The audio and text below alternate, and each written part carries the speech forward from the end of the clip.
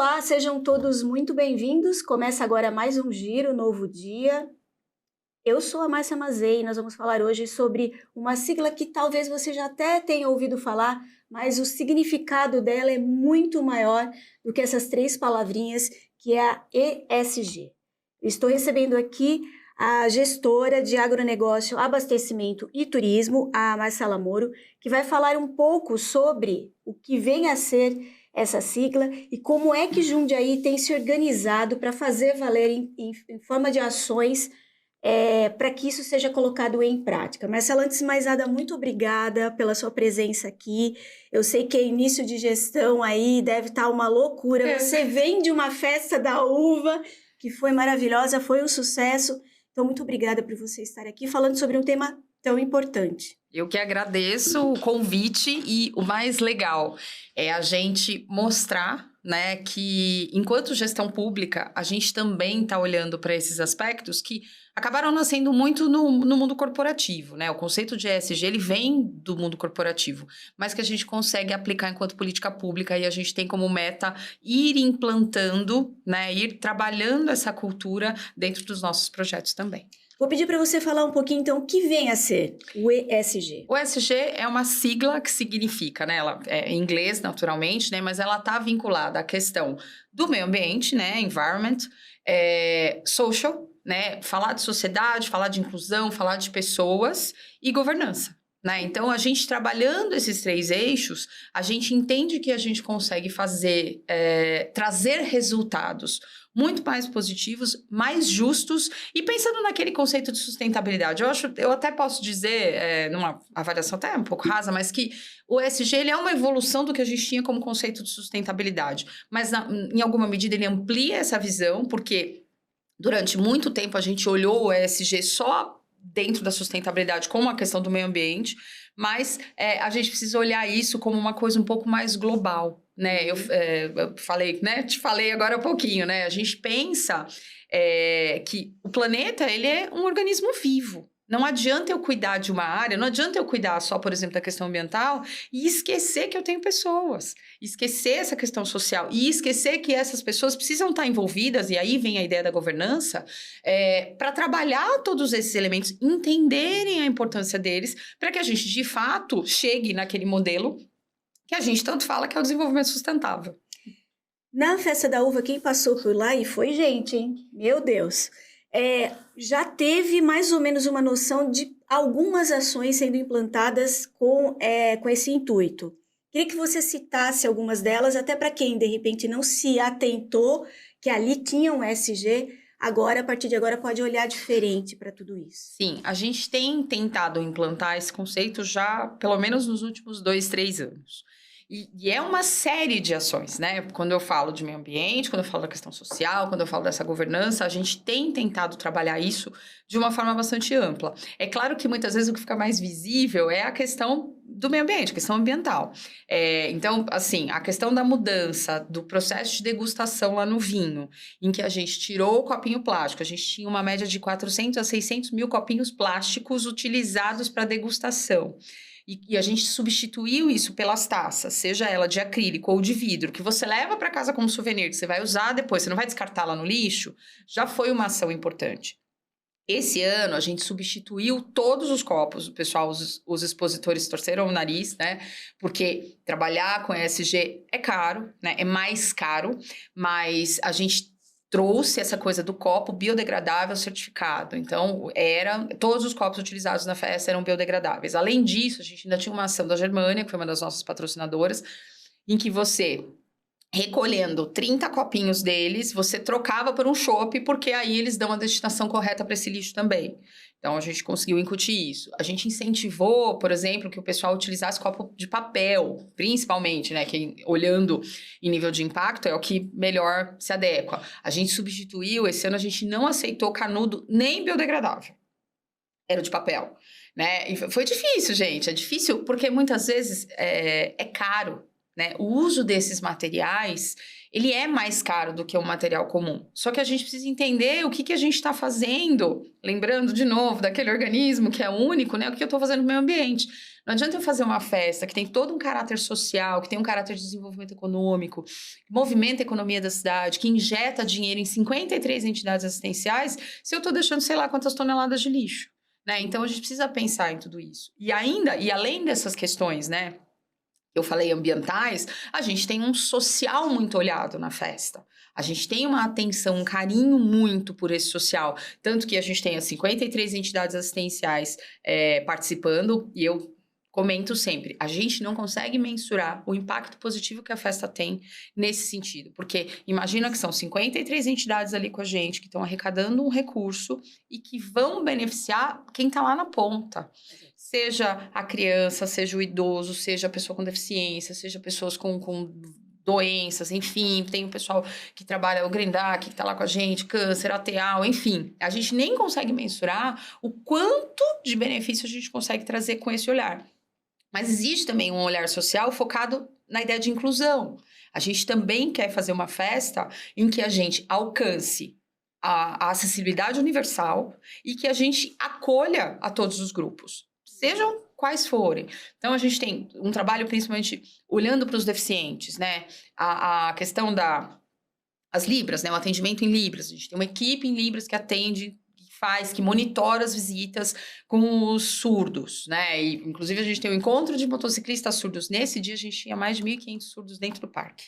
Então, um número incrível. E eles acolhidos, recebidos, tratados com o respeito que eles merecem, né? Esse ano, a gente também incluiu a audiodescrição, que aí é para o deficiente visual, para o cego, em que a gente faz uma visita também monitorada, né, por pessoas capacitadas que vão contar, que vão fazer com que essas pessoas consigam imergir nessa ideia da festa, consigam sentir a festa de uma forma diferente, né? E a proposta também é essa. Aí a gente tem o apoio para os deficientes que têm, né, dificuldade de mobilidade, alocação. Eu fiz até uma contagem, eu não vou lembrar agora o número exato, mas a gente emprestou rotativo na festa, cadeiras de rodas, quase 300 vezes. Além das pessoas que vêm com as suas próprias cadeiras, a gente empresta essas cadeiras para a pessoa conseguir se deslocar com tranquilidade. Além disso, os carrinhos elétricos, né? A criançada gosta muito do carrinho elétrico, né? Sim, de passear, mas sim. O carrinho elétrico, ele também é pensado para quem tem dificuldade de mobilidade, para a pessoa, o idoso, muitas vezes. Ele chega na marquise, ele consegue chegar lá no alto, onde é a nossa praça de alimentação, com mais facilidade do que andando a pé.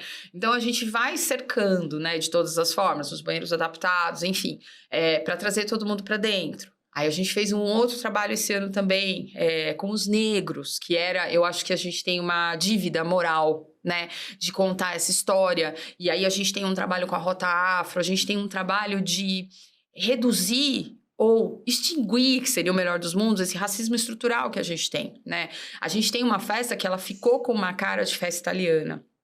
Mas ela não é uma festa italiana, ela é uma festa de Jundiaí. E se ela é uma festa de Jundiaí, ela precisa contar a história de todos os grupos que formaram a cidade. E a gente conseguiu esse ano colocar o negro com lugar de fala, né? A gente tinha os atores negros trabalhando naquele receptivo, mas contando a sua história, contando como é que eles participaram da formação da nossa cidade. E não só como coadjuvantes na questão de um italiano que tem um papel super importante, mas a gente tem grupos que foram muito importantes e é isso que a gente quer contar. Participação da Rota Afro, com stand, com um empreendedor negro ali, comercializando seus produtos, contando a sua história. Então, a gente foi cercando. E, dentro da ideia de governança, a gente juntar e discutir tudo isso, né? E trazer isso para todo mundo. Então, são muitos desafios, Márcia, mas a gente tem tentado construir. Dentro desses desafios, tem a questão de você tentar convencer as pessoas a aderirem, né? Porque até hoje isso existe, vamos ser sinceros aqui. Quando você é apresentado a um canudinho, olha, canudinho, a gente pega o canudinho, independente de qualquer coisa. Como trabalhar a consciência das pessoas para aderirem também? Olha, Márcia, é um desafio. Também, porque né? É um desafio, porque não somente você precisa fazer um trabalho de conscientização, mas, acima de tudo, a gente precisa entender que, embora seja uma ação louvável e que a gente sempre vai agora, cada vez mais, né, fazer com que as pessoas adiram, tenham aderência a esse conceito, é caro. ainda é caro. E, além de ser caro, a gente ainda identificou um outro problema esse ano. Você não tem disponibilidade no mercado para as pessoas. Muitos dos expositores conversaram com a gente que eles estavam com dificuldade de ter o copo certificado, não achavam canudinho de papel. Aí, às vezes, era o canudo de papel mais fininho, mas que para um milkshake, por exemplo, não funciona. E aí, então, assim, a gente foi lidando com uma série de dificuldades esse ano que já para o próximo ano, a gente precisa se planejar melhor, precisa entender melhor, precisa ter, de repente, parceria com fornecedores, etc., para que a gente também tenha disponibilidade. E, claro, é mais caro, como eu mencionei. Então, muitas vezes, aí eu falo que a gente está cuidando da natureza, da questão ambiental, só que também do social. Como é que eu consigo achar um equilíbrio entre esses dois aspectos para não prejudicar? Porque quem está ali vendendo, no fim das contas, é uma entidade assistencial, que para ela, talvez, pagar R$1 a mais num canudo vai fazer diferença no recurso que ela está arrecadando no final, que vai fazer diferença lá na ponta.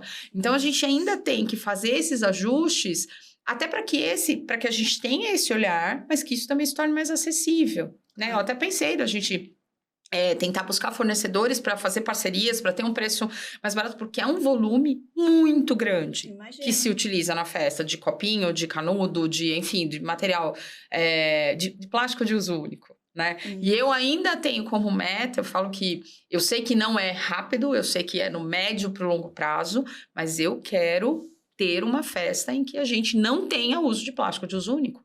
Não tenha, que tudo que você for utilizar lá, ou seja de origem vegetal, ou alguma coisa que seja de fato biodegradável.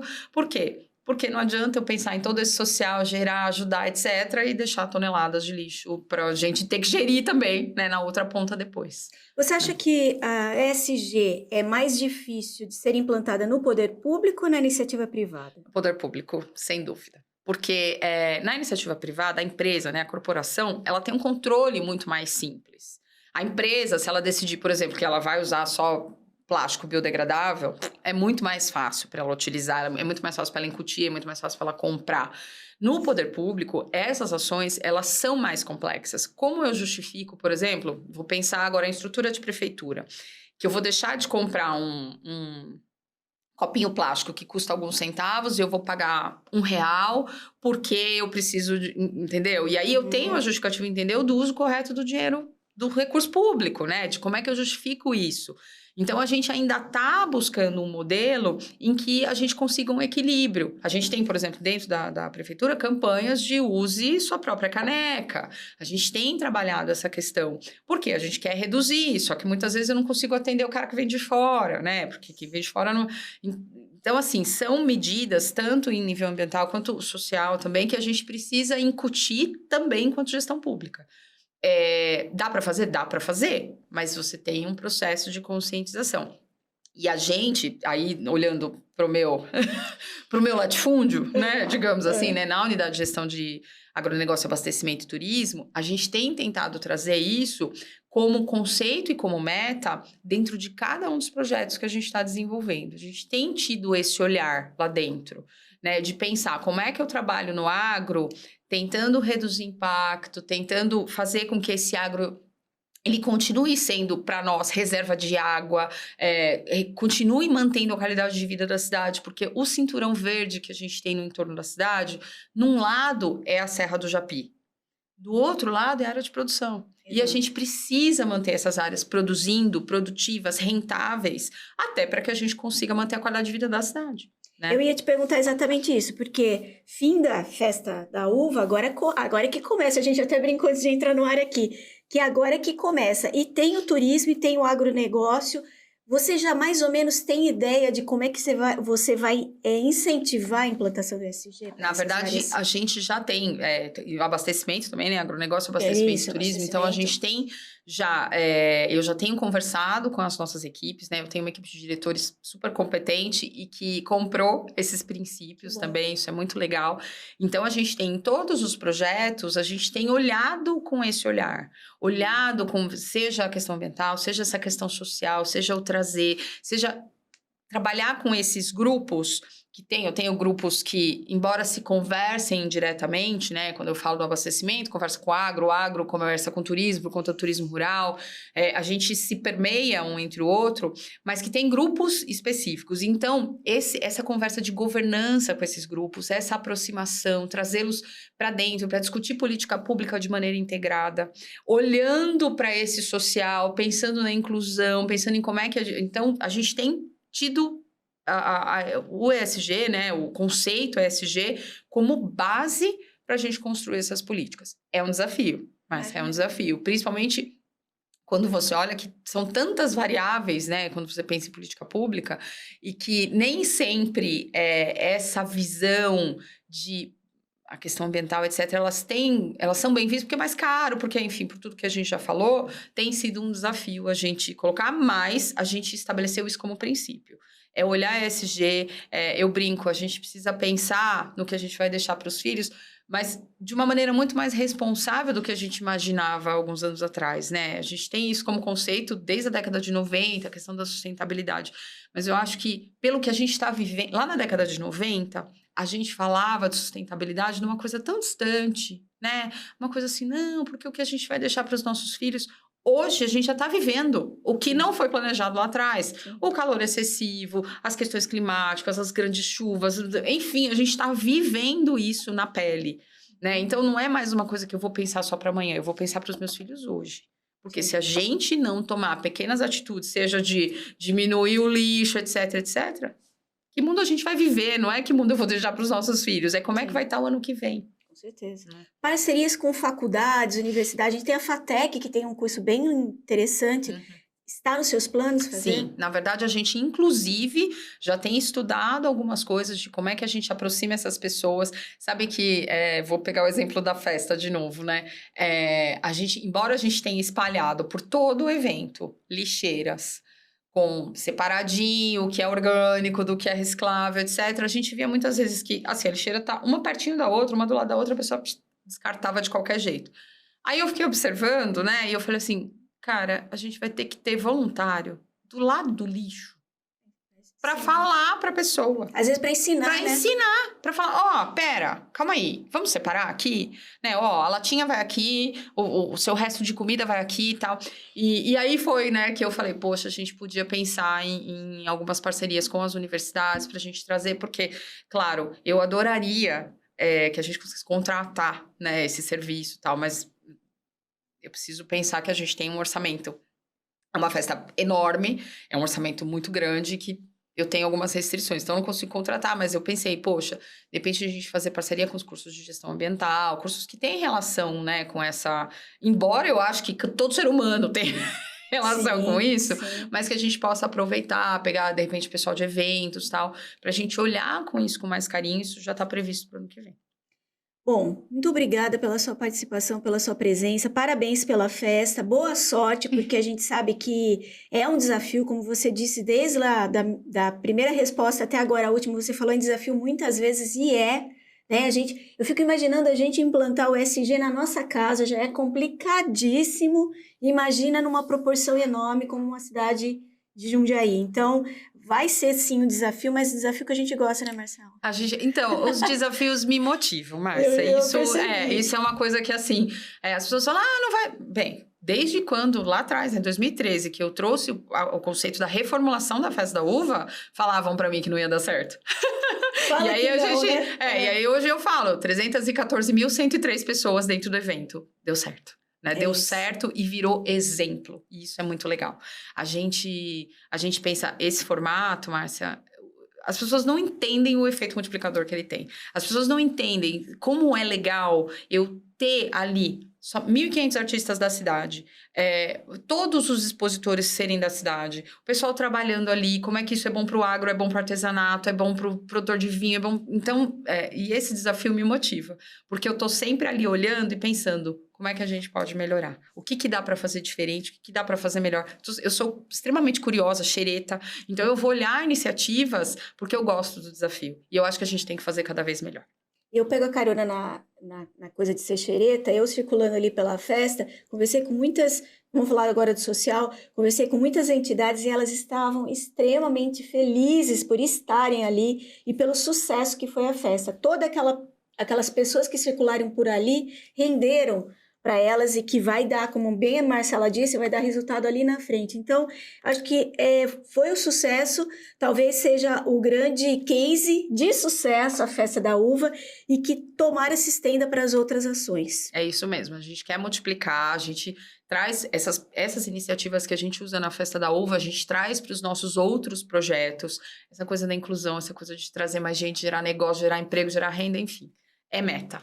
Legal. Quero te convidar para você voltar outras vezes. Gostaria muito que você viesse um dia só para falar das rotas. Legal. Eu tenho certeza que muita gente sequer conhece essas rotas e são muitas e são muito legais. Atrai gente de fora e nós que somos jundiaíenses, a gente não conhece. Então, Marcela, volte para falar das rotas. Gostaria muito de que você pudesse expor tudo isso para o jundiaíense usufruir mesmo, porque a nossa cidade... Eu dispenso comentários aqui, acho que você que está nos ouvindo também. Muito obrigada pela sua presença. Eu que agradeço, convite aceito. Então tá bom. Gente, ó, esse giro está terminando. Lembrando, né? A gente está falando aqui do ESG e, de novo, parece tão distante, como bem disse a Marcela, mas nós estamos aí com uma condição, uma situação de vida, de mundo, que nos pede uma atenção bem legal para essa questão. Eu espero que você tenha aprendido um pouco nesse giro, é sempre esse o meu objetivo, trazendo os convidados aqui. Eu te espero no próximo. Beijo, tchau.